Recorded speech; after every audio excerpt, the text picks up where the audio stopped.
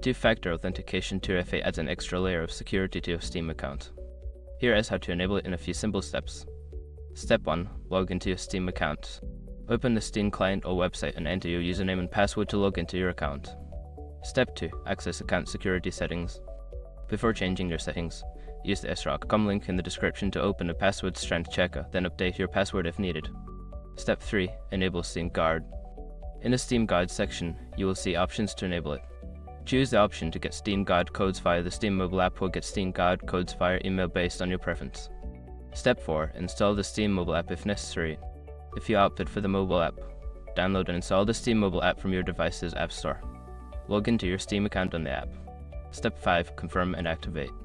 Follow the prompts to confirm your choice and activate two-factor authentication.